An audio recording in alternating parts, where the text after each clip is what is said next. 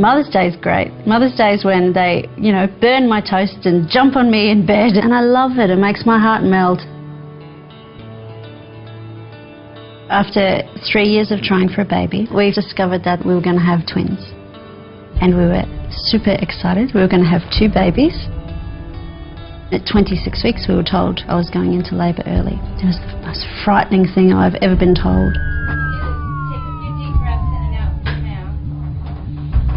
When they were born, we were eager to find out. There was a bit of confusion over what sex they were, because when they're premature, everything is a little bit different. First they called out it was 2 boys, then they called out it was a boy and a girl, and then we noticed the dynamic in the room was quite strained. The doctor turned and said, "Have you chosen a name for your son?" And we said, "Yeah, his name's Jamie."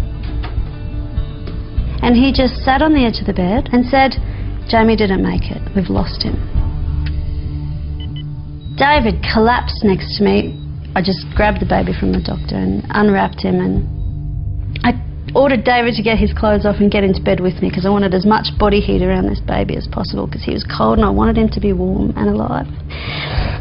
We put his skin against my skin and then I just held him close to my heart. I moved his head so that his ear would be able to hear my heart beating, and cried and cried.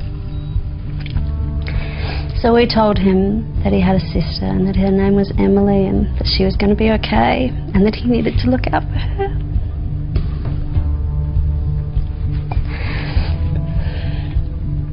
And that we had big plans for him, for his life. We made a lot of promises, which we're happy to keep.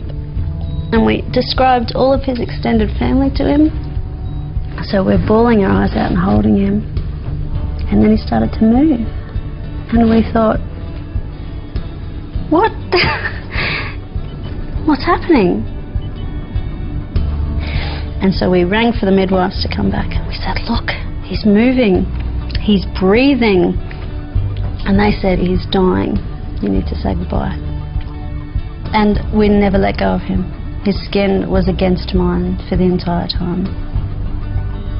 And then he opened his eyes and he grabbed David's finger, and his tiny fingers only just covered the tip of David's finger, and he held on and he laid his head back down on my chest and stared at his dad.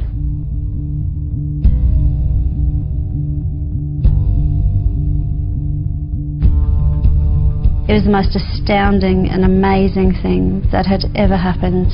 We realised it was because we had held him and because he had the body heat of his mother and father and that soft cocooning warmth. That's what had brought him back and had given him the time that he needed to live. We didn't stop touching them from the moment we got them home because we knew how valuable skin-on-skin contact was. It's what had saved his life.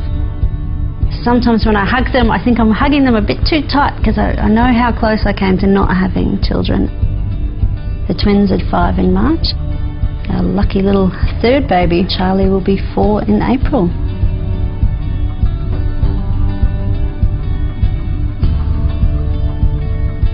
The good stuff is when they repeat gestures back to you that you use with them. So sometimes they'll sit next to me and they'll just start patting my back, or someone will stroke my hair. And I'm just thinking, this is bliss, I'm so lucky.